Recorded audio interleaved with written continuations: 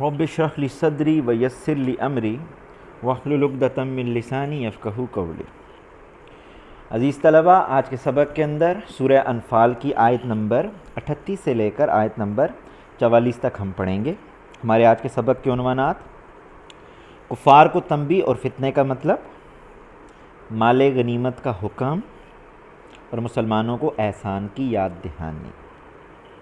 ہم اپنے پہلے عنوان کی طرف آ رہے ہیں، کفار کو تنبیہ اور فتنے کا مطلب۔ میں نے آپ سے پہلے بھی عرض کی تھی، سورہ انفال کے اندر بیٹل آف بدر ہی چلے گی۔ سامنے چونکہ کافر تھے، انہیں ایک تنبیہ کی گئی ہے، فرمایا اپنی حرکتوں سے باز آؤ، جو تم نے کیا اللہ معاف کر دے گا۔ یعنی یہ اس صورت میں کہ جب تم دوبارہ ایسی کوئی حرکت نہیں کرو گے۔ کون سی حرکت؟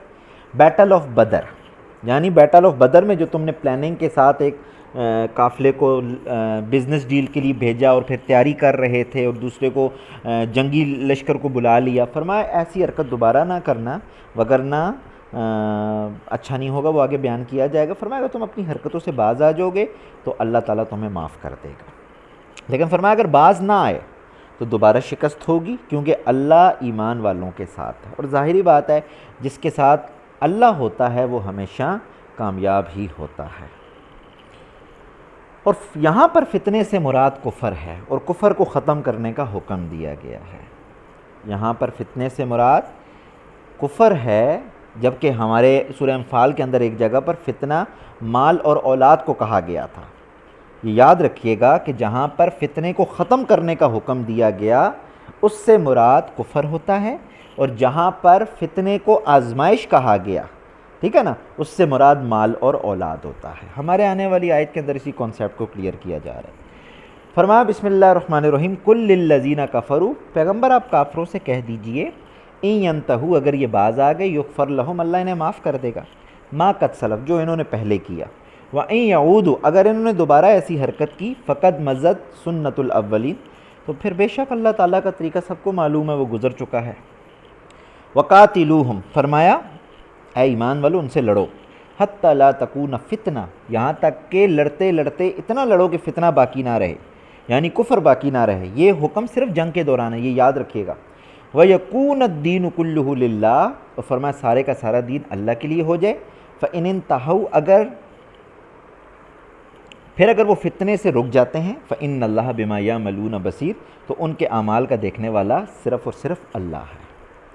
وَإِن تَوَلَّوْا، اور اگر وہ بات نہ مانیں، پھر جاتے ہیں، فَاعْلَمُوا، جان لو تم، أَنَّ اللَّهَ مَوْلَاكُمْ، کہ بے شک اللہ تمہارا سرپرست ہے، ایمان والوں کا، نعم المولا و نعم النصیر، وہ بہترین دوست بھی ہے اور بہترین مددگار بھی ہے، یعنی کامیابی ہمیشہ ایمان والوں کو ہی ہوگی۔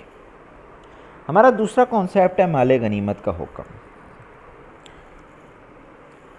دیکھیے جی، مال غنیمت کے 5 حصے کیے جائیں گے، جن میں سے 5واں حصہ یہاں پر حکم بیان کیا جائے گا 5ویں حصے کا۔ پہلے 4 حصے یاد رکھیے مجاہدین میں تقسیم ہو جاتے ہیں، جتنے لوگ جہاد میں شریک ہوتے ہیں پہلے 4 حصے مجاہدین میں تقسیم کر دیے جاتے ہیں۔ 5ویں حصے کا حکم بیان فرمایا گیا۔ فرمایا وہ 5واں حصہ سب سے پہلی جو اتھارٹی ہے وہ اللہ اور رسول کی ہے۔ فرمایا پھر وہ اللہ نے اتھارٹی دی حضور کو، پھر حضور فرمایا رشتہ داروں کو بھی دے سکتے ہیں، یتیموں کو بھی دے سکتے ہیں، مسکینوں کو بھی دے سکتے ہیں، اور مسافروں کو بھی دے سکتے ہیں۔ اس لیے یہ جو 5واں حصہ ہوتا تھا مال غنیمت کا، اس میں سے حضور اپنے ازواج مطہرات کو بھی دیتے تھے، اپنے رشتہ داروں کو بھی دیتے تھے، ٹھیک ہے نا، تو یہ تمام تر وہاں پہ تقسیم ہوتا تھا۔ یعنی 5ویں حصے کے متعلق سوال کیا جاتا تھا کہ 5ویں حصے کا کیا کریں گے، تو فرمایا 5ویں حصے کا حکم سامنے بیان ہو گیا، 4 حصے مجاہدین میں تقسیم ہوں گے۔ فرمایا وَاعْلَمُوا، جان لو تم، أَنَّمَا غَنِمْتُم مِّن شَيْءٍ، مال غنیمت میں سے جو بھی ہے، فَأَنَّ لِلَّهِ خُمُسَهُ، اللہ کے لیے 5واں حصہ، وَلِلرَّسُولِ، رسول کے لیے، وَلِذِي الْقُرْبَىٰ، رشتہ داروں کے لیے، یتیموں کے لیے، وَالْمَسَاکِینِ، اور مسکینوں کے لیے، وَابْنِ السَّبِیلِ، اور مسافروں کے لیے۔ ان کنتم آمنتم باللہ، جب کہ تم اللہ پر ایمان لاتے ہو تب ایسا کام کرو گے۔ وما انزلنا، اور اس چیز پر ایمان اگر لا رہے ہو، علی عبدنا یوم الفرقان، کہ جو ہم نے اپنے بندے پر نازل کی یوم الفرقان، فرق کرنے والے دن، اور وہ کون سا دن تھا؟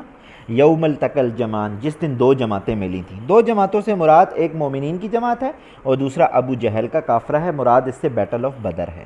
واللہ علی کل شیء قدیر، اور اللہ تعالیٰ ہر چیز پر قادر ہے۔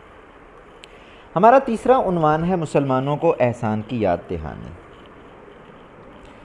فرمایا کافروں کی تعداد کم دکھائی تاکہ مسلمان جم کر مقابلہ کریں، اور اگر فرمایا کافروں کی تعداد زیادہ نظر آتی تو مسلمان آپس میں جھگڑا کرتے۔ ظاہری بات ہے مسلمان 313 تھے جبکہ کافر 1000 تھے، لیکن اللہ تعالیٰ نے فرشتوں کو نازل فرمایا جس کی وجہ سے مسلمانوں کی تعداد زیادہ نظر آنے لگی اور کافر کم دکھائی دینے لگے، جس کی وجہ سے مسلمانوں نے ڈٹ کے مقابلہ کیا۔ فرمایا اذ انتم، یاد کرو اس وقت کو کہ انتم بالعدوۃ الدنیا، کہ تم ایک کنارے پر تھے، وہم بالعدوۃ القصویٰ، اور وہ دوسرے کنارے پر تھے کافر، ٹھیک ہے نا۔ والرکب اسفل منکم، اور جو قافلہ تھا وہ نیچے کی جانب سے گزر گیا تھا، یعنی ابو سفیان کا قافلہ مراد ہے۔ ولو تواعدتم، اور فرمایا اگر اس سے پہلے تم کوئی ڈیٹ فکس کر دیتے، لاختلفتم فی المیعاد، تو ضرور تمہاری اس ڈیٹ فکسنگ میں کوئی نہ کوئی اختلاف پڑ جاتا۔ ولیکن لیکن لیقضی اللہ امرا کان مفعولا، اللہ ایک ایسا کام کہتا ہے جس نے ہو کر رہنا ہوتا ہے۔ کیوں؟ لیہلک من ہلک عن بینۃ، یعنی اگر کوئی بندہ مر رہا ہے وہ بھی ایک پروف کے ساتھ مرے، ویحیی من حی عن بینۃ، اور جو شخص زندہ رہ رہا ہے وہ بھی ایک پروف کے ساتھ مرے۔ یعنی اگر کافر مر رہا ہے تو وہ اس پروف کے ساتھ مر رہا ہے کہ وہ شکست کھا گیا ہے اللہ کی نافرمانی کی وجہ سے اور حضور کی نافرمانی کی وجہ سے، اور مسلمان اگر زندہ بچ گیا ہے تو وہ اللہ رسول کا حکم ماننے کی وجہ سے زندہ بچ گیا، یہ پروف ہوتا ہے۔ وَإِنَّ اللَّهَ لَسَمِيعٌ عَلِيمٌ، اور بے شک اللہ تعالیٰ سننے والا اور جاننے والا ہے۔ فرمایا اِذْ يُرِيكَهُمُ اللَّهُ فِي مَنَامِكَ قَلِيلًا، اس وقت کو یاد کرو جب اللہ نے تمہارے خواب میں تھوڑا دکھایا کافروں کو۔ وَلَوْ أَرَاكَهُمْ كَثِيرًا، اگر وہ تمہیں زیادہ دکھاتا کافر، لَفَشِلْتُمْ، تم ضرور بزدلی کرتے، وَلَتَنَازَعْتُمْ فِي الْأَمْرِ، اور تم اس کام میں جھگڑتے، وَلَكِنَّ اللَّهَ سَلَّمَ، لیکن اللہ نے تمہیں محفوظ رکھا، إِنَّهُ عَلِيمٌ بِذَاتِ الصُّدُورِ، بے شک اللہ تعالیٰ سینوں کے حال سے بھی واقف ہے۔ فرمایا وَإِذْ يُرِيكُمُوهُمْ، اور یاد کرو اس وقت کو کہ جب مقابلے کے وقت، اِذِ الْتَقَيْتُمْ، جب تم آپس میں ملے، فِي أَعْيُنِكُمْ قَلِيلًا، کہ اللہ نے تمہاری نگاہوں میں دشمن کو تھوڑا دکھایا، وَيُقَلِّلُكُمْ فِي أَعْيُنِهِمْ، اور ان کی نگاہوں میں تمہیں کم کر کے دکھایا، لِيَقْضِيَ اللَّهُ أَمْرًا كَانَ مَفْعُولًا، تاکہ اللہ کا حکم پورا ہو جائے جس نے ہو کر رہنا تھا، وَإِلَى اللَّهِ تُرْجَعُ الْأُمُورُ، اور آخر کار سارے معاملات اللہ ہی کی طرف رجوع کرتے ہیں۔ جزاکم اللہ۔